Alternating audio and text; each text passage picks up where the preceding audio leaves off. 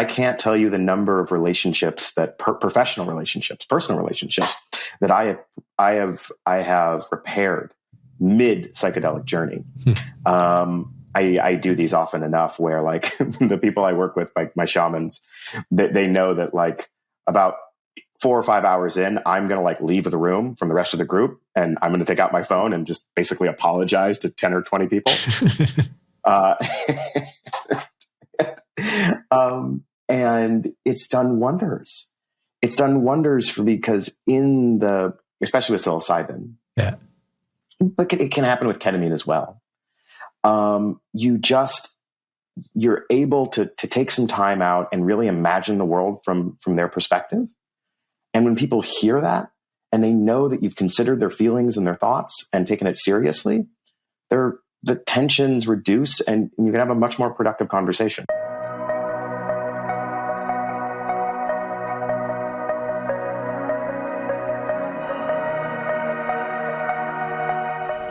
Hello, everyone, and welcome to Field Tripping. Today we talk about the politics of Silicon Valley, why you may actually want to roll on Shabbos, and techniques for integrating psychedelic experiences with our guest, Greg Ferenstein.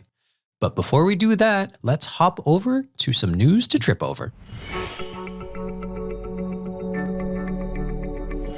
A study out of Denmark found that psychedelics such as psilocybin and LSD can increase a person's emotional response to music. In this study, researchers had 20 healthy participants listen to a short program of music comprising Elgar's Enigma Variations and Mozart's Laudate Dominum before and after a controlled dose of psilocybin. After each playthrough, they had the participants rate their emotional responses according to the Geneva Emotional Music Scale, a questionnaire designed to capture the richness of musically evoked emotions by rating the response in categories such as wonder, transcendence, and peacefulness. They found that the psilocybin increased the participants' reported emotional response to the music by an average of 60%. I can't wait to find out what listening to Afroman's 'Cause I Got High does to the experience. An article published yesterday in Forbes by reporter Natan Poniman asked the question if mysticism is posing a problem for psychedelics. In the story, Natan interviews a number of voices from Johns Hopkins researcher and field trip advisor Matt Johnson to University of Amsterdam researcher James Sanders and another Hopkins researcher, Dr. Albert Garcia Romu. Those interviewed did not seem to have a unified perspective on mysticism, with Sanders noting that the use of the mystical experience questionnaire could unintentionally impose a mystical lens on subjects and may not be necessary for the therapeutic outcomes, a perspective supported by Garcia Romu. They noted that the insights that lead to meaningful change can be achieved without spiritual considerations. The article concluded with a comment from founder of the Beckley Institute and previous field tripping guest, Amanda Fielding, who said, "I do think that society would be better if it introduced an element of the spiritual." Finally, a study out of the University of Oxford found that use of psychedelics is associated with lower risk of heart disease and diabetes. To examine the relationship between psychedelic use and physical health, the researchers examined data from more than 375,000 Americans who had participated in the National Survey on Drug Use and Health, an annual survey sponsored by the U.S. Department of Health and Human Services. Participants reported whether they had ever used the classic psychedelic substances DMT, ayahuasca, LSD, mescaline, peyote, San Pedro, or psilocybin. They also reported whether they had been diagnosed with heart disease or diabetes in the past year. The researchers found that approximately 2.3% of people who had used psychedelics reported heart disease in the past year, compared to 4.5% of those who reported never having used a psychedelic drug. Similarly, 3.95% of those who had ever used a psychedelic reported diabetes in the past year, compared to 7.7% of those who reported never having used a psychedelic. Although the authors were not able to specifically express the cause of the reduction in risk around these diseases due to psychedelic use, they posited that psychedelic substances such as psilocybin could be used to assist in promoting positive lifestyle change conducive to good overall health. And because we know that there's no group of people more focused on living forever than Silicon Valley tech types, I'm going to use that as an opportunity to transition into today's conversation. And speaking of tech, if you're listening to this podcast and you haven't downloaded our app Trip, I highly encourage you to do so. Short of having a therapist with you in person to guide you through your psychedelic experience, it's got everything you need to have a positive psychedelic trip, as well as to help you adopt positive lifestyle changes that seem to improve cardiovascular health, like meditation. Now, joining us today is Greg Ferenstein, founder of Frederick Research, a consulting firm focused on psychedelics, admired writer on technology and policy, and a scientific advisor and advocate for psychedelic medicine. His work to highlight the importance of mental health practices within the tech industry has made a huge impact that didn't just help Silicon Valley.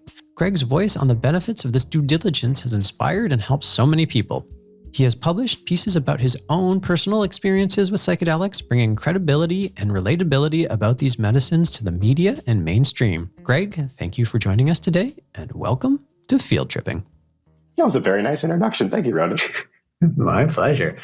It's well earned, by the way. But picking up on the theme mentioned in the intro, I noticed that you have once wrote an article about how psilocybin mushrooms, helped you rediscover Shabbat. For our non-Jewish listeners, Shabbat is the Jewish Sabbath, the equivalent of Sundays for Christians. My rediscovery of Shabbat mostly came from finding it funny to wish people a good Shabbos on a Friday, even if they weren't Jewish, and then having my 5-year-old son think we were saying shalat shalom because of our tendency to use shallots when making salads. So tell me about how psychedelic drugs and Shabbos go hand in hand in your life. So on the Sabbath, people wish each other Shabbat shalom. And my ritualistic practice of doing psychedelics on Shabbat, I lovingly call Shabbat Sharoom. And we get friends together. We meditate on like a moderate to small dose of the medicines. And then we just have a normal Shabbat dinner, but it's more heart opened and lively. And it's become one of my favorite practices just for me personally and to make new friends. That's awesome. Do you incorporate any of the Jewish traditions like the brachas or anything along those lines, or it just so happens this tends to be a Friday night ritual and therefore Shabbat and that's close enough? Yeah, like it's, I don't know how familiar people are with kind of like secular Judaism, but like a lot of people when they went to the coasts, they wanted to hang around with other Jews who got their like neuroticism and sarcasm. And so Shabbat dinner was just a really good excuse to bring like-minded people together, both Jews and non-Jews, for a traditional Shabbat dinner. They're pretty spiritual light. Sometimes we say a couple prayers depending on who knows them at the dinner. If like we have a rabbi who just happens to be there, then they'll say something. But it's mostly just an excuse for a long dinner where people stay there and don't look at their phones. Yeah, that's a good thing, and that's actually one of the subjects I want to talk about. But before we go down to that, what are your thoughts on the comments coming out of Natan's article about the role of mysticism and psychedelics? Shabbat fundamentally for most people, I think, is more about traditional culture and getting family together, I think, at the first instance in most situations. And I think there's like an element of mysticism, which is people like doing the prayers. Like there's an element of the tradition. There's an element of the ceremony involved with that, which to me leans into the mysticism. And then I think at the next level, which is probably where the fewest people participate, is a genuine, sincere participation in Jewish religiosity and prayer to God and all that kind of stuff. But I'm curious to know how you think about the role of mysticism in psychedelics. So my main job is that I'm the founder of a mental health innovation research consulting firm, Frederick Research, and one of my clients has me doing a case study on mysticism with one of their clients. And it's this fascinating story of this woman who says a profound psilocybin trip gave her this mystical experience of unity and oneness. And she became a better manager as a result. And all of a sudden her employees and her subordinates started liking her more. And now she got a promotion as a result. And for me, I think mysticism does play a role in psychedelics and people's lives because, and I say this as a scientist, It's because they say mysticism matters to them. They can come up with reasonable explanations that are compelling. And as a scientist, it's not my job to say this person isn't right or they have the burden of proof. It's my job to listen to them and to add some precision. But if they tell me it matters to them and other people find it compelling and it's helping people, then as a scientist, it's my job just to figure out why, not to doubt them. Right. And what have you figured out in terms of the why? Well, in this case, her mystical experience was she felt a profound sense of unity with other people. Before, she felt very kind of angry and detached and judgmental. And that was leading her to get mad at subordinates when they turned something in late. And then when she had this profound feeling of connection, she was like, well, maybe I should be more empathetic and listen to them more. And so as a manager, she was more forgiving. Maybe she found out that one of her subordinates was late because they're having a real problem in their lives, and she was more apt to listen to them. And so it's just very practical. She felt more connection, so she was nicer. She gave people the benefit of the doubt. Her subordinates liked that and gave her better reviews. That's a very clear-cut step from mystical, profound experience to a therapeutic benefit in someone's life. Right. So that sounds reasonable to me. Yeah, absolutely. A couple of questions spinning out of that. One is, and for everyone, did that story make sense? Yeah, it totally makes sense. I think it absolutely makes sense. It's very concrete and direct. It's like, oh yeah, you have a mystical experience. You feel, that everybody is connected. You feel closer to other people. As a result, you treat them nicer, presuming, you treat people who you care about more. And good things happen. It's like, it's not rocket science, to be quite honest. It's actually quite logical. Yeah. And in some ways infuriating because, and just so everybody understands that Greg and I have connected in a few different platforms, initially through Twitter, then getting introduced through Matt Emmer, our VP of Healthcare Practice. Love Matt Emmer. Can we make that official? We adore Matt Emmer. Matt Emmer is one of the great people in the world. But part of the conversations that I've had with Greg and Matt has had with Greg, at least on a professional level, was about potentially doing case studies and looking into what roles psychedelics could play in the workplace and what we can do to potentially open the minds of human resources departments, benefits providers, all that kind of stuff towards enabling access to ketamine-assisted therapies, which are perfectly legal and acceptable right now in healthcare programs and insurance and reimbursement programs. Because for whatever reason, it's still hard to get people to think rationally about this. And so this is like a perfect example of, it's not hard to see why psychedelic therapies can be potentially very beneficial. And we're just talking about how she felt better and happier and more connected to people, let alone trying to parse into people who are struggling with depression and anxiety and at least more tangible mental health challenges, and how just helping them get over their depression and their anxiety, let alone feeling connected to everybody, could have a massive impact on the bottom line for these corporations. So it really is a really important conversation and interesting. And what do you see in that landscape? I mean, I think part of your role is consulting and advising and collecting data around how we can turn, I think, a lot of the medical and therapeutic applications of psychedelics into something that's going to get more mainstream adoption, particularly, and this is a particularly unique problem for the United States, given the I'll say it nicely, mess of a healthcare system that you have down there. Where most healthcare coverage is private pay or through private insurance, whereas most of the rest of the world has some sort of nationalized healthcare system. But how do you think we do that? What do you think the steps are to actually get to a point where we get companies saying like, oh, no, this is real, this is important, and I see the value in providing access to these therapies that have been traditionally, cast aside or not given much consideration?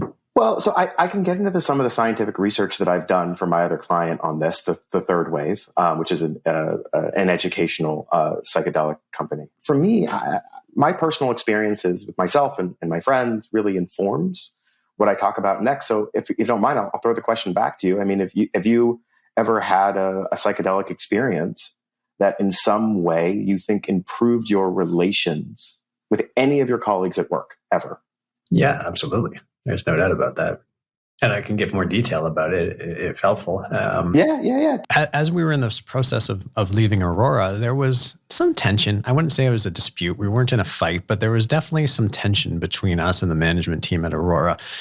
And the entire time we felt, and even looking back, I felt like we had taken the mature steps. We had been very open, direct, honest, candid about everything we were doing. Nothing was a surprise. And so we were genuinely taken aback to some degree by the level of anger that was directed to us through this experience. And then, this was during the time we were leaving Aurora and actually when we had discovered what was happening with psychedelics.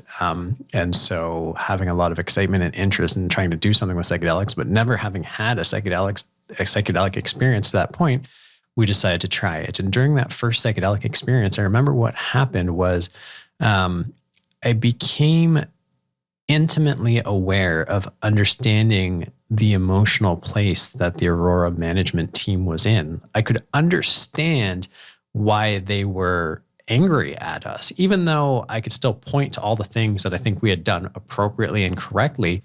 I had a very embodied sense of empathy. I put myself in their shoes in the most literal sense of the word. Like I was actually feeling what they were feeling during the psychedelic experience. It was the truest definition of empathy. And that level of awareness of how up to that point in my life, I think I was 39 years old, I kind of understood, at least on an intellectual level, what empathy meant, or like feeling bad for somebody kind of thing when they're going through a hard time.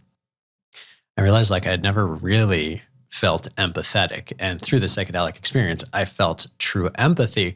And that opened my eyes to a whole another level of, reality and how it is to interact with people and to understand people. And it's been one of the most powerful lessons I've taken from, truthfully, life, but certainly from psychedelics.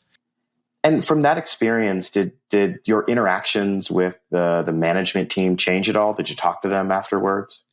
I didn't specifically raise the nature of the experience, but yes, I had a lot more compassion for understanding their anger instead of trying to deflect it and say it was inappropriate. I was like, okay, I get it, and I think truthfully, it's been super helpful for every relationship that I've had, because I've worked with my coach, my spiritual guide, whatever you would want to call him, Erwin Perlman, for many, many years, and he always talked about how like all emotions are valid.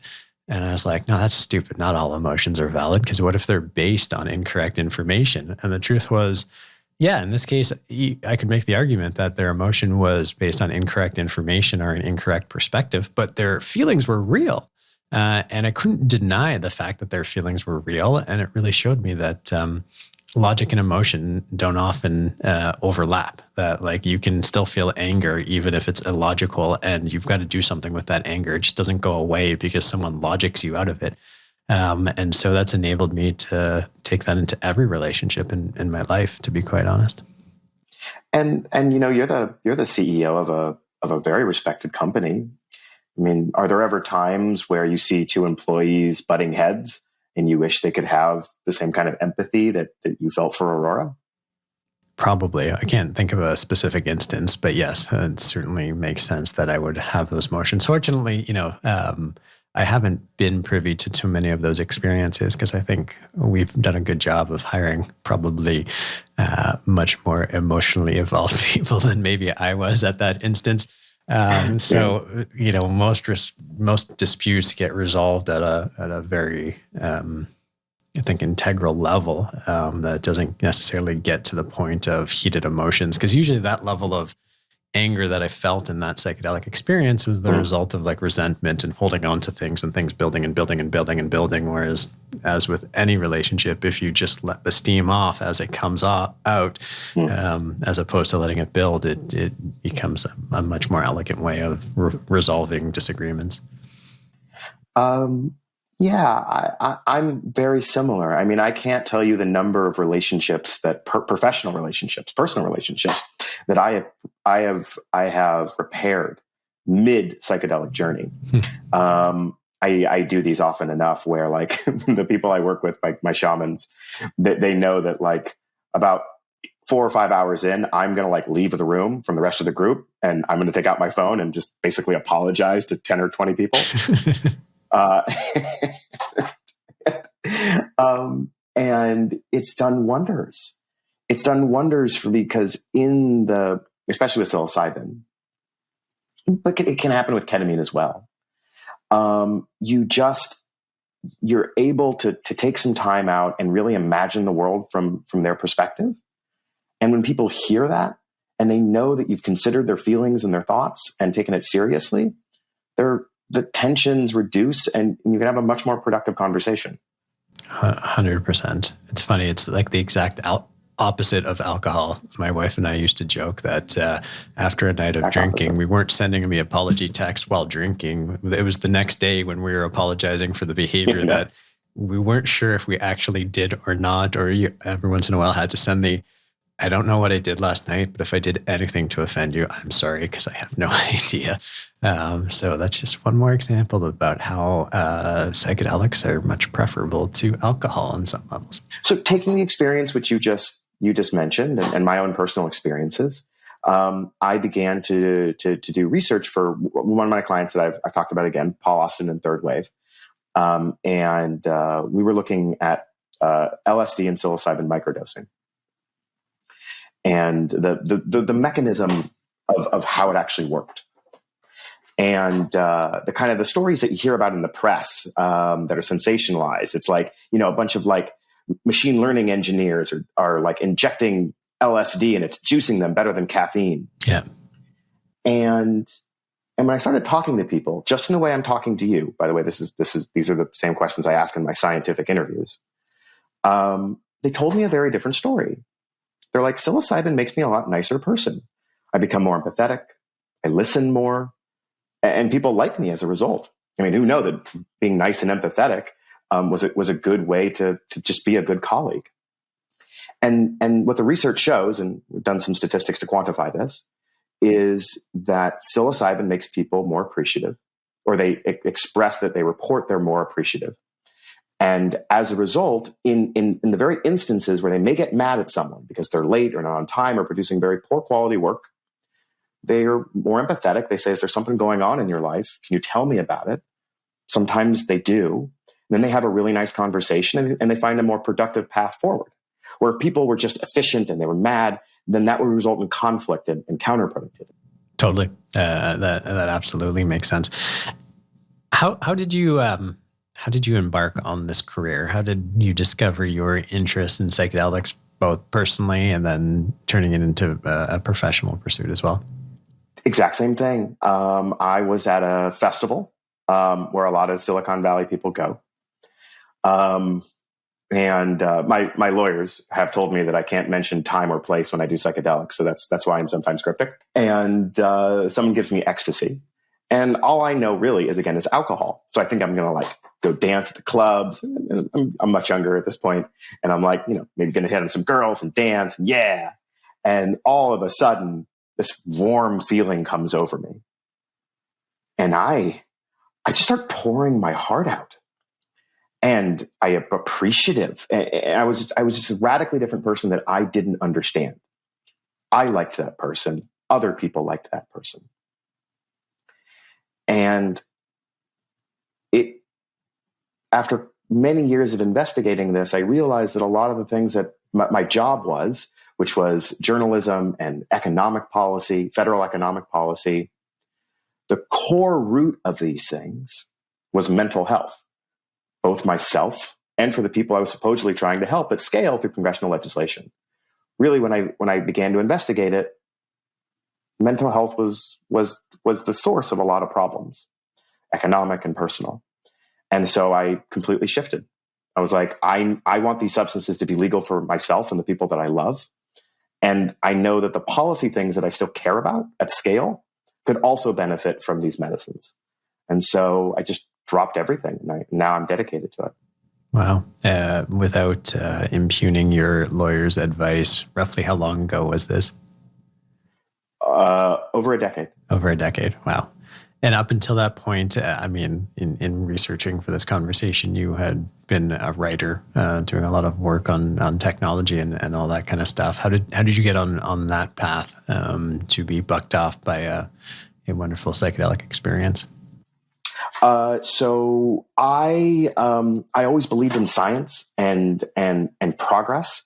And when I was a PhD student doing work in political psychology at the point, I started to find out these tech guys who no one was paying much attention to had a lot of the same political beliefs that I did about optimism and progress and efficiency. And so I moved to Silicon Valley to study my subjects more closely. Okay. And that's how I got embedded in the tech scene. And then from the tech scene, they do a lot of psychedelics, and that's how I shifted from there. And I read a little bit about this, but I would love for you to just expound on, what that political philosophy is in a little bit more detail, because it was really interesting reading about how you described it.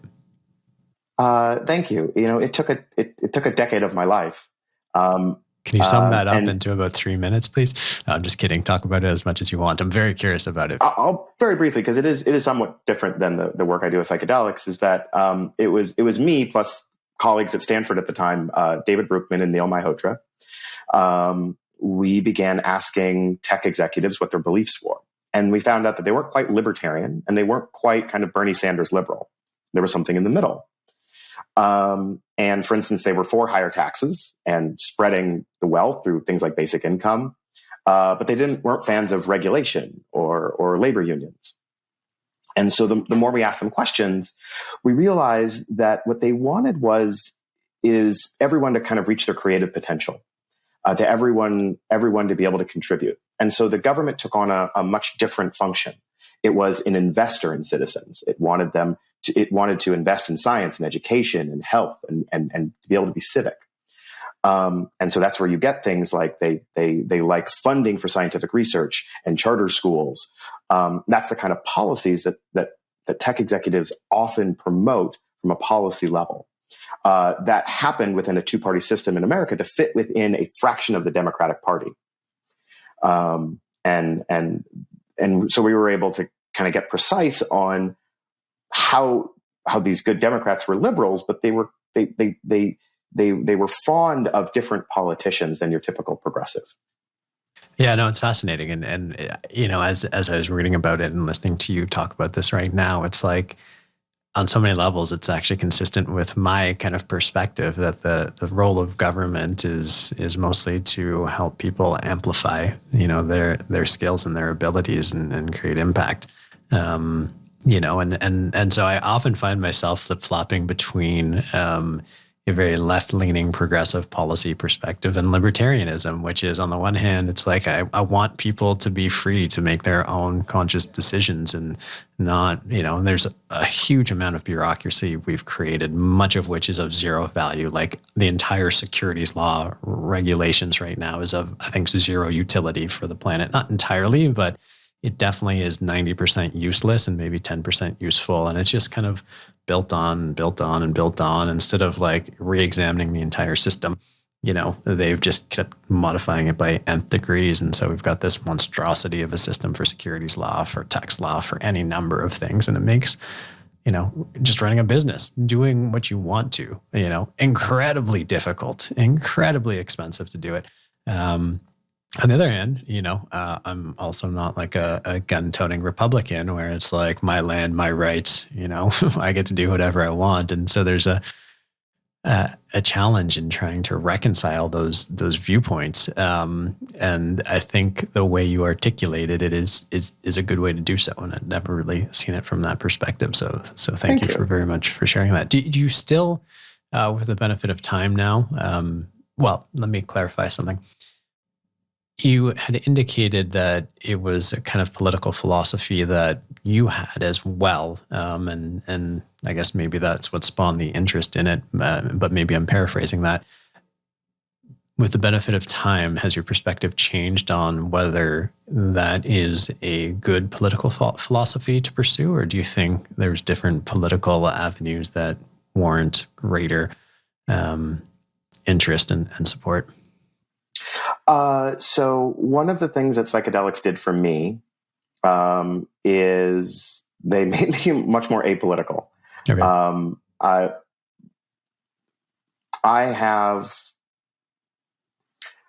I guess I'll answer this by saying half of what I do, half of what my consulting firm does is politics. We work on legalization and policy change at the state and the federal level. I have come to believe that mental health is, if not the most important issue, one of the most important issues. And so I've become just very policy specific. When I look at the root of economic problems, when I look at the root of civil discord, I know that people are anxious and depressed and scared. And a lot of those things can't get solved until people are given the support they need to feel safe and their best selves. So a lot of the economic and the other things that my colleagues in Silicon Valley are still doing, I love them. I support them. If they need my help, I offer it where I can.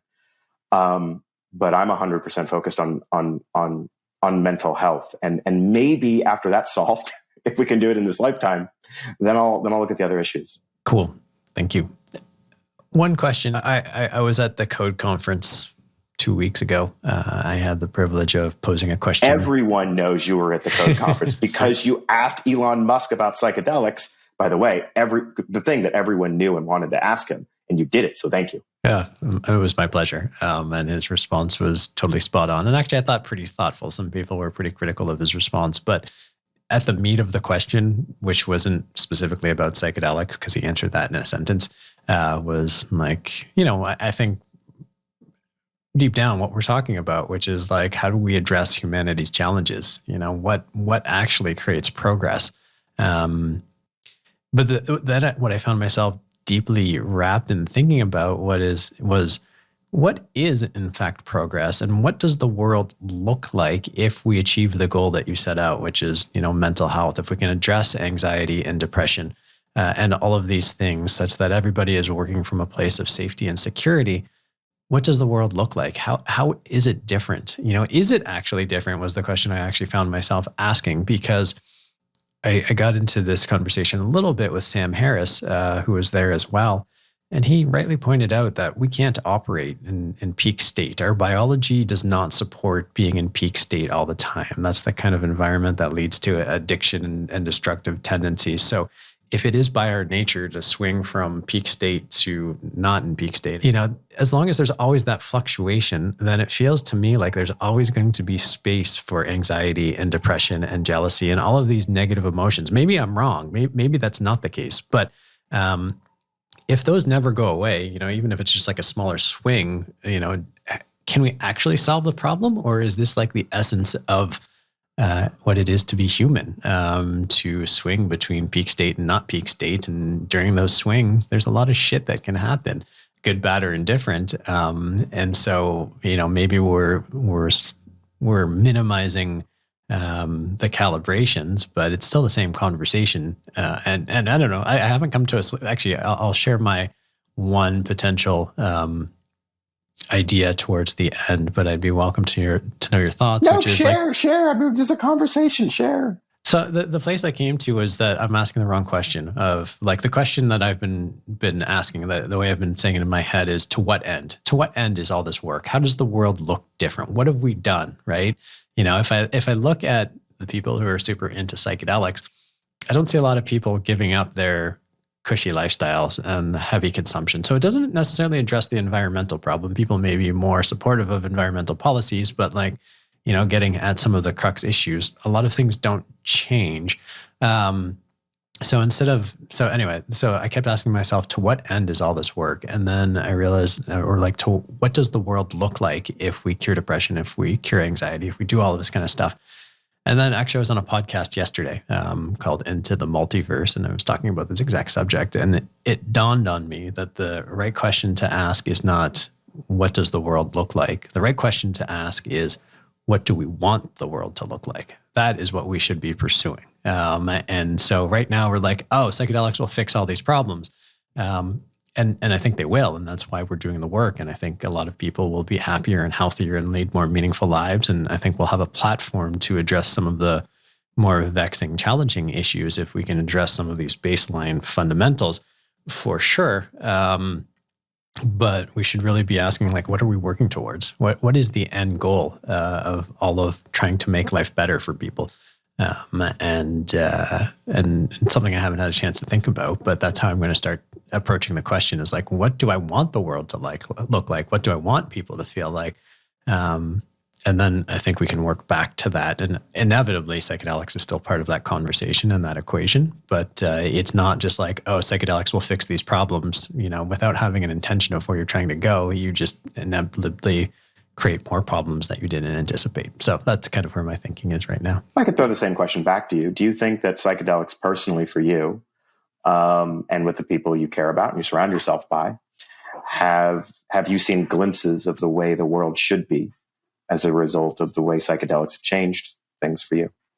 I don't know. I don't think I've had glimpses of how the world should be. I think I've had glimpses of, a lot of much more transcendent, peaceful emotions, not as much time in anxiety, which makes me a better parent, which makes me, I think, a better business partner, makes me a better spouse. And those are all the aspects of psychedelics I love. And it's wonderful through the work you're doing and the work we're doing that we can enable people to have these really transcendent things. But I keep coming back to, that's an individualized experience, and how that translates into the communal is still unknown for me. I don't think it's bad. Don't get me wrong. I think it's all positive, but it's still unclear to me as to whether we're addressing the root cause of some of the problems that we talk about, as truly challenging, species threatening, planet threatening kind of challenges from the environmental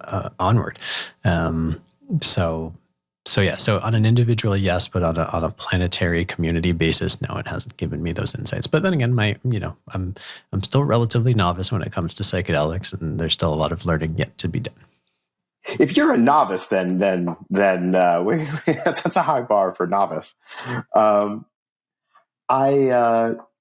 spent a lot of time with the grandmother plant, ayahuasca, asking these very questions. I was curious too.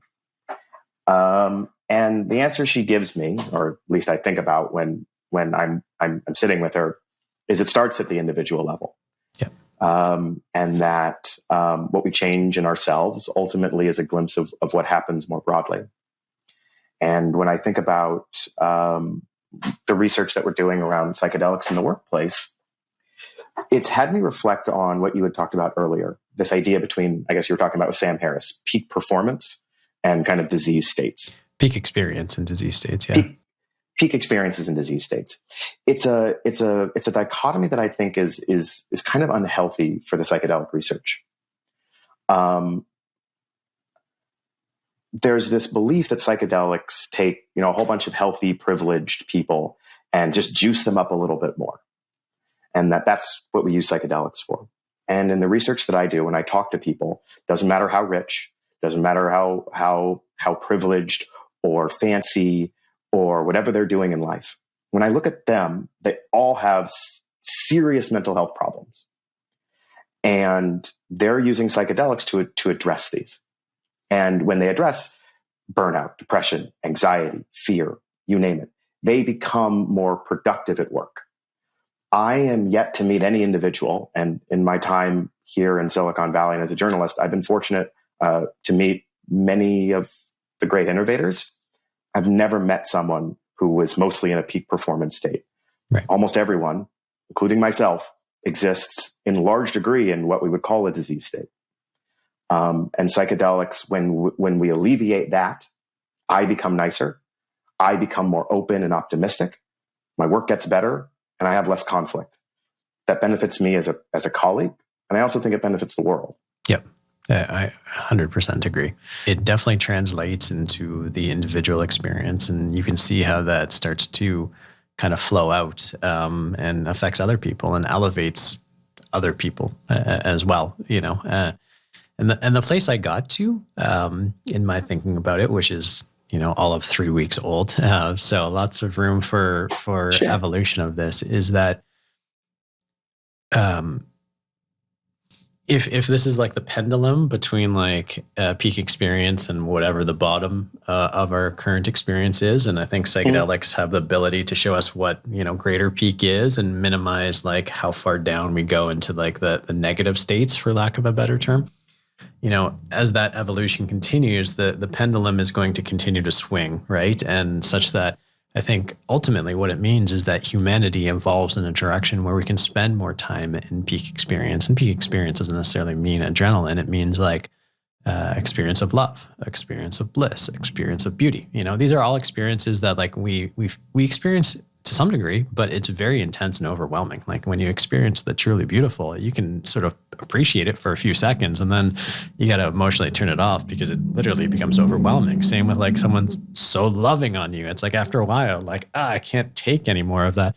And I think what the evolution is that no, of course, like we can have more love in our lives, and we can be in a state of loving more, and we can be in a state of beauty more. And that is the evolution of humanity. That's the next step up on the rung. If we think about consciousness on rungs, where humanity is currently, at least to us, the known top, and we look down on monkeys and dolphins and all that kind of stuff. It's like, well, we become whatever's looking down at us next, like from above. And like, okay, that seems like a logical conclusion to me. And that kind of nicely ties it up in a bow. I really like that. The one idea of progress. I mean, I spent a decent amount of time thinking about utopian philosophy and all that stuff. And I like that. The idea that it's not just like a logical or a scientific state, but an emotional state. That whatever we consider progress in utopia involves a more intense degree of emotions of beauty and love. Well, that's I think, an original idea on your hand, Ronan. Thank you. I can't take credit for it. I think I've learned it mostly from Irwin, but I've now parsed it and plugged it in directly into psychedelics, but now understand it on a much more real basis, and that's been part of my evolution and experience. So, but I would say that's true. What's true? No, I mean, when I think about like one of my goals with psychedelics, and I work personally with them, not just professionally. Yeah. Like there are. The majority of the emotions that I have access to is like anxiety, and it's my nature, right? Yeah. I try very intently, deliberately, to have more emotions of appreciation and love. And you're right. If I could experience that just more regularly, at the trade-off of anxiety, I have a feeling. Things would be better off. The world would be a little bit better. At least the Greg orbit of the world would be better. I think that's fair. Have you ever, we talk about anxiety and depression. Depression we think of as a state. Anxiety we generally think of as an experience, I think. Mm-hmm. Have you ever thought about the fact that maybe anxiety is not bad?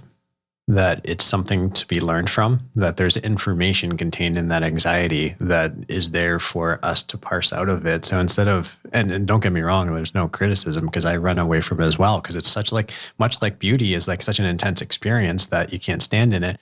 Anxiety and depression are such intense experiences. They're just harder to get away from.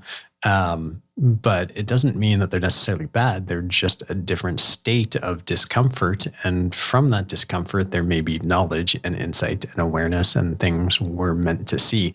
I'm just curious to know if you've ever looked at it that way. 100%. And if I can say that this is the closest thing to what readers or listeners will understand what it's like to be in my head when I'm having a very high dose psilocybin and ayahuasca trip. And in this case, they don't look like you, more spiritual entities. But there are entities coming down and saying, you're running away from anxiety. Have you thought about reframing it differently? And I'm like, well, no, anxiety is horrible and I want to avoid it and it's painful. And they say, well, let's consider it how it's beneficial. There's information contained in anxiety. It's your body trying to tell you something. So yes, I have done quite a bit of work trying to learn how to love anxiety, and it is difficult. It sure is. I like to go back to Tom Robbins, who says, "Give me life, all of life, the miserable as well as the superb." If you can learn to love the things that are so uncomfortable and so miserable, how freeing can that be? Everything becomes enjoyable. Say the author one more time. Tom Robbins. Tom Robbins. Yeah. The only advice, and this is to every listener out there, when you read Tom Robbins for the first time, you got to give it at least 50 pages because the nature of his writing, the arc of his stories is so different than most conventional writing that people are like, what the fuck is this? And they give up. But you have to power through those 50 pages. And once you do, you'll get it. It'll click in your brain and you'll be like, oh my God, this is magical. Yeah. But I think that's the trick of psychedelics. To some degree, ketamine, I think to a greater degree, psilocybin and ayahuasca, is they really help you reframe emotion. There's a wonderful author that I can't remember her name, but she wrote a book called The Upside of Stress. Okay. And I think in a way, that's what psychedelics do. What this author from this university professor from Stanford tried to do sober, psychedelics do in a chemically enhanced state, is they teach your body to reframe and appreciate stress. Anxiety is just a form of stress, and to learn from it. And it's a lifelong, very difficult practice. It's not just a let's think about stress differently. It's like it's in my body, it's in my bones, it's the way I breathe. And so doing that is quite a skill. Yeah. Yeah. I often think about stress as just being mostly holding on to emotions that we can't let go of. So it's like picking up a weight. We all feel intensity of emotions at various points, but we, unlike most people who pick up a weight, who eventually put it down because they don't want to hold on to it anymore. When it comes to our emotions, we hold on to it for some reason. We want to keep it because we think we should or we have to. I don't know why we do it. And that's what creates stress, right? That's what we embed in our body. And then what I found with psychedelics in my personal experience is that it actually forces the release. If you're holding your arms up with that weight, the psychedelics are like, we're going to put that down now. And it's like, we're going to let the emotions that you've been holding on to go. It's not that like stress is gone. It's the stress is actually a result of just holding on to things too tightly. And now you can let them go. And it's really powerful. And I've actually found during some of my psychedelic experiences, my body going through the emotions of release, like crying or gagging, but I wasn't actually gagging and I wasn't actually crying, but my body actually making the motions, like I was doing it. Maybe I was actually doing it, but I didn't feel like I was crying. I didn't feel like I was going to throw up, but my body was doing that. It was pretty powerful and very cool to sort of watch it all happen. For you, is it a release, or for me, it's not a relaxation. It's an intensification. It's yes, I'm holding something back, but I'm holding something back that is very powerful.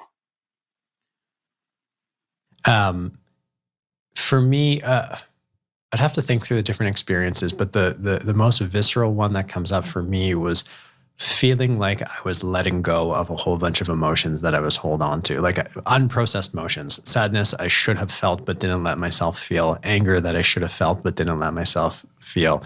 And it was just, I've always held on to it. And so like the process, the feeling I had quite literally was that it opened up a part of my brain, a part of my mind that is usually closed off to a large degree, a very feminine part of my brain, in terms of energy. And it let go of the emotion, and feminine, not female, right? Like logic is very masculine. Emotion is very feminine, not male, female, but just in terms of thinking about the energetics. And so I felt like it was just like a huge emotional release, for me. But I'd have to think about other experiences in terms of that way. For me, it's partly release, but it's also like, I'm like my anxiety. I keep my anxiety at bay by keeping myself busy and fidgeting. And it's just because it's really, really unpleasant, and it can take hours to process a single bit of information for what anxiety is trying to tell you at any particular point. And like, I got stuff to do. I have clients. They want things done. I don't have time for this. And so first of all, take a whole bunch of time. And second of all, feel a whole bunch of stuff that is emotionally very painful on a regular basis is it's just hard. No doubt about that. Yeah, that's absolutely right. And there's like the inherent contradiction of it's got to be felt. You know, the emotions are real. You can't deny them. They're there. It's just like, I just don't want to, right? And so we put it on the shelf and we put it off and we put it off. It's like laundry until it's overwhelming. And then, you know, sometimes I think most of us are like, just eventually get annoyed being like, fine, I'll deal with it. And you carve through the laundry and get it done. But then every once in a while, you know, it piles up too much and it falls on you and you can't get out and you're kind of stuck. And so that's my laundry theory of depression. I like that. No, it's really good. I like it. It's true. Because I'm looking at laundry right now. And to get back to the point of the things that like we're exploring, me and you, like, one of the things I really love about my job is I'm paid to spend a long time listening to people, not as a therapist, but as a scientist. And it doesn't matter who I talk to. Everyone has these tear-jerking stories of fear and loss and grief that haunts them daily. Yep. And they bring that to work every single day. And the stories you hear about psychedelics is them just like giving themselves maybe 10, 15 minutes if they're microdosing in meditation to just listen to it. And just a little bit of listening to that emotion before they come to work radically changes them. Because we see the colleague that's late on our project, that's a little short with us, that's just not very nice or distant or cold. And we don't know what's going on. And, you know, because I'm a little judgmental or a lot judgmental, like I don't take the time to really think about where that comes from. And so what I like about my job is 100% of the time, there's a story. There's a story behind that. Yeah. Yeah. Yeah. The trap I find myself falling into is like, I've got my shit too, but I get my work done. Right. And that's where the judgment comes from. Which is entirely unfair, but that's often the voice that comes up in my head. You know, these are all the lessons that I think we're trying to learn. And I think psychedelics are a great way to start to learn them or accelerate the learning process. And that's what I'm excited to do with the research that I'm doing with Third Wave and maybe others around reframing mental health at the workplace and psychedelics at the workplace is it's really about compassion. And just finding ways to allow people to be more compassionate, and to bring more compassion into the workplace, because it's not only just a more pleasant way to do things, it's worth a lot of money. If workplaces could be more compassionate, they are like radically more productive. Yeah.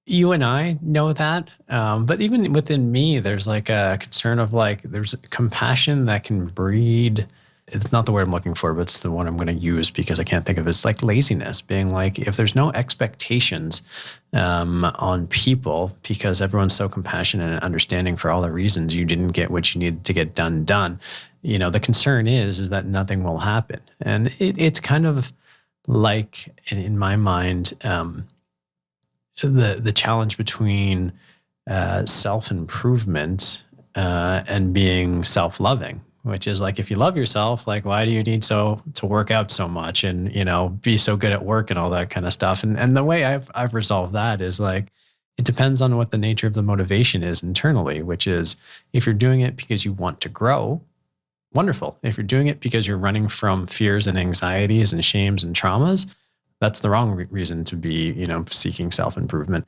And that's how you balance self-love with growth. And so it's kind of the same question on a community level within a business, which is like, yeah, compassion is wonderful. But people, I think, would get scared that you're going to just tolerate laziness, you know, ineptitude, negligence, all that kind of stuff. And so that's probably where a lot of the pushback, if it exists, comes from. I agree. And it's, it happens to me every day. And I think especially in the tech industry, or tech-like companies, of which Field Trip is, and my clients are, there's a constant rush to do more and to scale more. And because that matters, right? And I just know that theoretically I believe that. But then I read stories and I listen to people of where people took time to be more compassionate and projects got done better. Yeah. Yeah. And I confess, I don't fully understand it. I think if I fully understood it, I wouldn't be in the camp that I am now, which is closer to you, which is like, get stuff done. Don't bother me with your stuff. Take care of your shit and then come to work. But it's an exercise in coming to believe that. And I like that. Does that make sense? Mm-hmm. I've long believed that the word professional is the dirtiest word in the English language, because it means that you're supposed to separate, who you are from who you are at work. And that is an impossible task. Exactly to your point, I know I'm talking, out both sides of my mouth. On the one hand, like I get to like this point of like being like, do you deal with your shit at home and come to work and get work done? On the other hand, like I'm a really big believer that like we're the same person who walks in that door and walks out that door. Just because we're in our house with our kids or at work doesn't mean that we're not dealing with the same anxieties, the same pressures, the same traumas, the same stuff that we're carrying every day. But somehow we're supposed to ignore it for the hours of 9 to 5 and somehow deal with it on all the other hours. And it's not a fair request. And it's not, I think, to make of people. But on the other hand, I get it. I totally want to be super compassionate, but I also want to get shit done. And, until we resolve that inherent conflict, not inherent conflict, but somewhat conflict, we'll keep going back and forth on this. No, it's definitely a conflict. And it's one that I struggle with. You can even tell, like, this is my anxieties. Like, this is my anxiety response. I clench my hands. We both, I think, at least I do. I travel around in the psychedelic underground for a lot of my inspiration and personal work. And there are a lot of like just profoundly unproductive people in that world. And they've gone so far towards the deep end where they don't have standards that they haven't been able to take these medicines and grow them as they've needed to. So I think that fear is right. I've seen it when people err too much on the side of unconditional compassion, where they don't expect anyone to help someone else in need. And I think that's the struggle of building a psychedelic business. Yep. Is taking these very like ethereal kind of hippie worlds, but putting them into the mechanisms of capitalism and efficiency. it's tough. It is, but I'm a big believer, and it sounds like you are as well, that like if we can do that, if we can figure out how to do that, we're going to create a much more, I'll use this word consciously, powerful world. It's going to be a good thing. Not easy to get there, but these are the problems that we're tackling. And these are the conversations that I think, that's, even though I can't point to the podcast being a great source of revenue generation for us, it's like, if one or two people listen to this conversation and start thinking about this kind of stuff and they start talking about it, and then you have not just Greg and Ronan talking about it, but you have an army of people, whether using psychedelics or not, talking about these issues, then I think real things are going to happen. And in fairness, like that's one of the reasons I started following you on Twitter, is because you're kind of at the forefront of this. I mean, psychedelic has been in the underground for years, and it's very small circles. It's relatively exclusive because it's a very scarce resource. Yeah. All my psychedelic guides in the underground, they're full. They can't take more clients. Yeah. And one of your colleagues who we've already gushed over once before, Matt Emmer, we've had these discussions before. It's like, how do you take these things and then scale them? There's so many logistical problems scaling these to millions of people. And that's the challenge that you have ahead of you at Field Trip. But I think that's why people are so interested in what you're doing. Yeah. Yeah. I think you're right. I think you're absolutely right. Switching topics a little bit, a question I had, because for people listening, I not only want to engage, their analytical, critical thinking minds, but also hopefully learn something about psychedelics and how to use them most constructively. Wondering, given your psychedelic experiences, what do you do as part of your integration process? I will preface this. So I'll briefly just tell you what it is. So I built myself an API.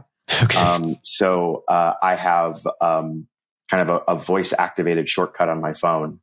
And I can take journal notes and that gets logged into a spreadsheet that I can then review with professional guides. That is also hooked into my task management software, Asana, which I use for myself. Okay.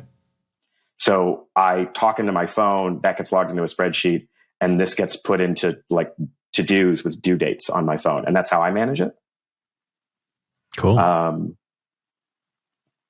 And the reason I do that is because one of my particular mental health struggles is I have a pretty severe sleep disorder. Okay. And so I'm just tired and exhausted. I have a very bad memory.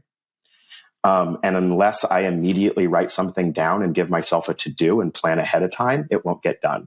And so I've had to take these steps for me in order to deal with my particular challenge. Gotcha.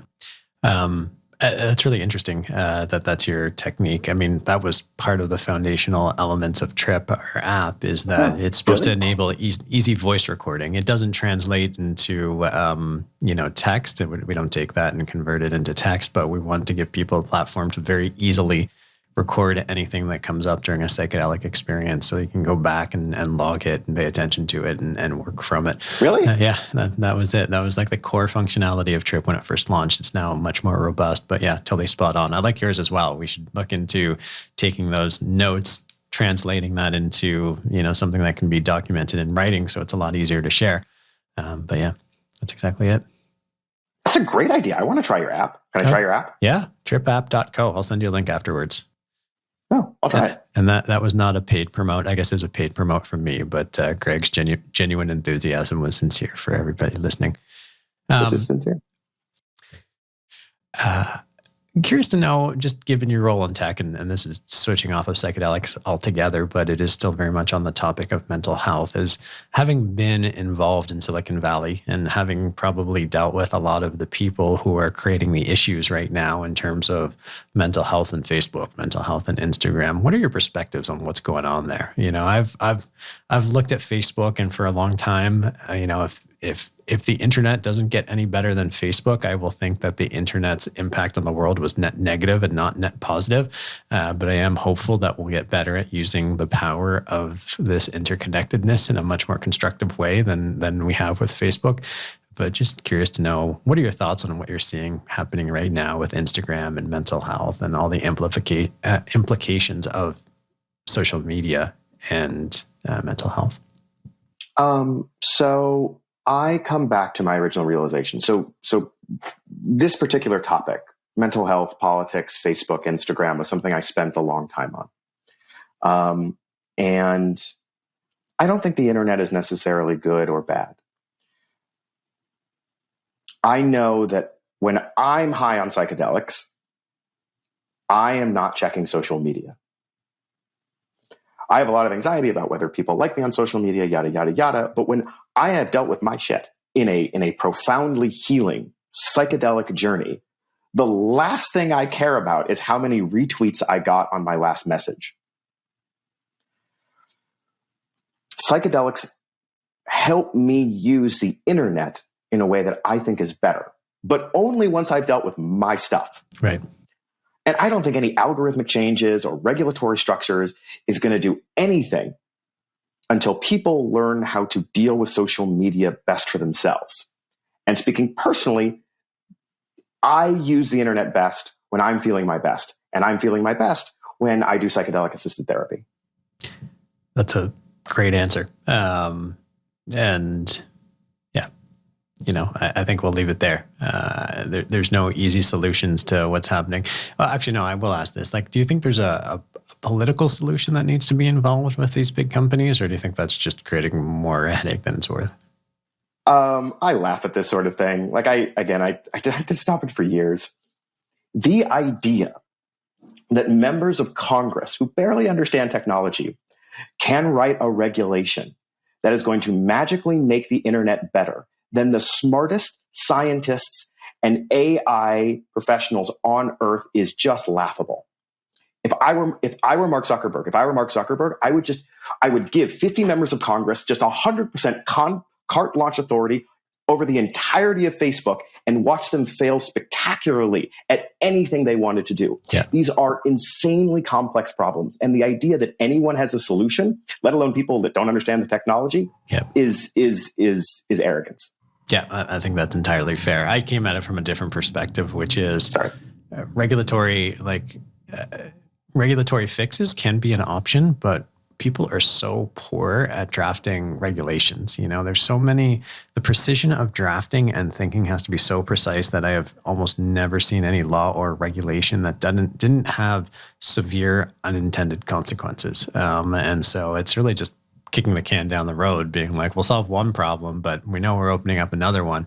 And it's just like, and that's how you end up with securities acts that are this big and tax acts that are this big. You're just chasing an inevitable problem.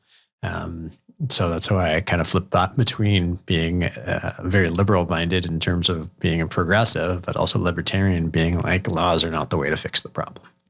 I 100% agree with you. But it was psychedelics that helped me came to this realization, because I used to be in like the big government camp. Okay. And then the more I researched the laws that I was architecting, the more I began to fear what I was writing, because the unintended consequences of what I didn't see were severe. Yeah. And it took psychedelics to give me a solid dose of very painful humility before I started to move towards the deregulation camp.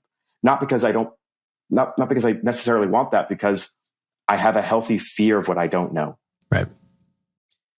On the topic of regulation, and I'll let you go after we explore this last subject, what is your prognostication for the legalization and regulation efforts? And what would you like to see the format be? We just talked about how laws can create very unintended consequences, but we also do want to legalize, and I'm generally an advocate for legalize and regulate, even though it seems to be somewhat contradictory to what I was just saying, as opposed to just blanket legalize and have a total free for all, in part because, if you just do a total legalization, then there's going to be an overindulgence and it's going to create a backlash and all that kind of stuff. So sort of a more tempered approach to broader access seems to be the sensible approach to me, but you're probably much closer to those conversations and have thought about structures more than I have. So curious to know your thoughts on that. So I'm giving you a biased opinion. I am paid to change laws, right, or influence laws. And so I believe in an informed choice regulatory framework where we don't tell people what they can and cannot do, but the government helps ensure that the information they're getting is the best information and that they're not coerced. I don't want the government telling me that I can't do a particular substance, right? I don't think that's good for science, and I don't think it's good for healthcare. But I think about people like my family members who could be coerced or pressured, and I want to make sure that when they go to a doctor, they have the best information to make the decision that they want for themselves. And so the regulations that I am personally writing, I am architecting, is that the government would help collect information. They would have standards of informed consent to demonstrate that when a patient takes something, that they understand what's going on. And then the doctors collect information, both good and bad, of what happens when someone takes the drug. That sounds like a marvelous plan. But watching what happened with, and this is like part of the critique of the internet and social media, is like we see it with the vaccine, which is it really is hard to get to an objective voice that there seems to be a coherent rallying cry around. I mean, I'm very much pro-vaccine. I'm vaccinated. I think most people should get vaccinated. I think not getting vaccinated is a foolish thing, but I can understand why people who don't want to get vaccinated have genuine fears about vaccination, because depending on what articles you're reading, your information worldview is going to be very different than mine. And I don't know how to resolve that problem. Neither do I. One step at a time, I guess. I just know that right now, federal regulators, the way laws work is federal regulators get in trouble when something goes wrong. They don't get in trouble for the opportunity cost of not moving fast enough. Yeah. And when I think about all the people, and it's a lot, who have died because they can't get access to the same medicines that I have access to, there's a worry about leading with fear. Even though that's not a terribly uplifting point, I think it's a really powerful point to end this podcast on. So I am going to say thank you, Greg, for joining. I've loved this conversation. It's been delightful. I look forward to having more with you, both professionally and personally. Yeah, this was a delightful conversation. I know it was a lot of me talking, but I really enjoyed your stories, where you're coming from, and the way you've weaved your personal transformation into a business that I've gotten to know, and everyone's very heart-centered and everything. So at least from what I can tell, it's working. Awesome. Thank you. And I'm glad you did a lot of talking, because that's the point of this podcast. It's not to hear my same shit everyone's heard over and over and over again. It's to hear your things. So thank you for being a part of it, and looking forward to many future conversations and maybe participating in a Shabbat Sharoom someday soon. Totally. Awesome. Thanks, Greg. Bye, Internet.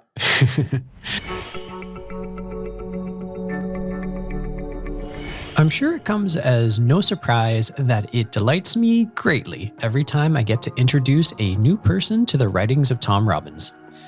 And introducing Greg to Tom Robbins offered a little bit of extra delight for me, in part, I think, because of just how similarly Greg and I see the world.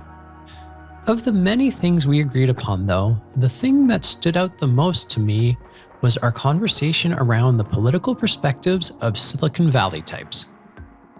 What I appreciated about it wasn't that I seemed to share a political perspective to tech titans, rather that it reminded me that conversations around policy have multiple dimensions. We often get sucked into perspectives of left versus right, which often boils down to how high taxes should be and how many social welfare programs there ought to be, with the occasional red herring about gun rights or abortion rights. We rarely get to talk about what the point of government or policy is. Isn't there something elegant about thinking about the role of government as being to maximize the ability of people to express their creative and productive pursuits and passions? From that framework, we could have many different ideas about policy and regulations. At least I think many more than we have now. And that's only after thinking about this for 2 hours after our conversation. And while Tom Robbins is the first to criticize politics for being merely a compulsion to preside over property and make other people's decisions for them, he also notes that true liberty cannot come from political action either at the polls or the barricades, but rather evolves out of attitude. If anything, it results from levity. Think about that for a second. A government whose primary function is levity. What a world that would be. Hey, Ronan, I just got out of a long-term relationship, and I'm wondering if you have any tips on how I can put myself first now that I'm not in a relationship. It's been a while, and I'm having a little bit of trouble. Thanks. How to put yourself first after coming out of a relationship? That is a good question and a challenging one. And, for me, when I've come out of relationships, and I can only speak from my experience on this, I never had a problem putting myself first. What I had a problem with was getting over, in the case of a breakup that I didn't want to happen, the hurt associated with it. And in the case of a breakup that I did want to happen, the guilt associated with it. And I think in many ways, working on those two issues will give you the freedom to put yourself first. When it comes to getting over the guilt, I think the important thing is to recognize that guilt is really just a form of anger that you don't have the right to express as a good Jewish boy growing up. The stereotypical form of guilt was when you stayed out too late and your mom stayed up, and when you got home, she told you she was worried sick about, the fact that you missed curfew and it caused her so much stress and anxiety. And what you felt was guilt, but what you really were feeling was anger. What you really wanted to tell your mom was to get lost, leave me alone, let me do what I want, stop trying to control me. And very often coming out of a breakup, people feel the same thing. I know I certainly did coming out of a breakup about 15 years ago, where I felt very guilty about it until someone pointed out that what I was feeling was actually anger, that my ex was controlling me, not consciously. She wasn't doing anything. She wasn't even talking to me. I was sort of imputing her emotions into my head, and those emotions telling me that she was hurt and angry and that I should feel bad about it. And what I really wanted to say was stop making me feel bad for making a decision that was right for me. Similarly, when it comes to the hurt, the important thing to do with hurt is to feel it and let it go. And obviously, it's not always appropriate to bring that to work. So sometimes you have to find techniques to be able to put it in a box and put it on a shelf for a little while until you have the time to go home and let the hurt come out and feel it. And that means crying, that means yelling, that means doing whatever you need to do to get the hurt out of your system. And I think when you open yourselves up to letting go of those two key emotions that often come up following breakups, you give yourself the opportunity to put yourself first, to live your life how you want to be open and present to future relationship possibilities or just having fun.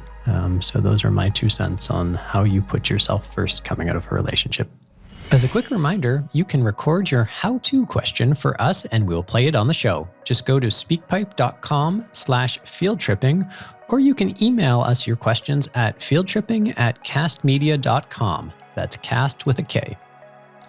Also, please follow, rate, and review our podcast and sign up for our newsletter at fieldtripping.fm or wherever you get your podcasts. Thanks for listening to Field Tripping, a podcast that's dedicated to exploring psychedelic experiences and their ability to affect our lives. I'm your host, Ronan Levy. Until next time, stay curious, breathe properly, and remember, every day is a field trip if you let it be one. Field Tripping is created by Ronan Levy. Our producers are Conrad Page and Harley Roman, and associate producers are Sharon Bella, Alex Sherman, Macy Baker, and Tyler Newbold. Special thanks to Cast Media, and of course, many thanks to Greg Ferenstein for joining us today. To learn more about Greg's work, check out his firm Frederick Research, as well as the work he is doing for the tech industry at T4A.org. That's T4A.org.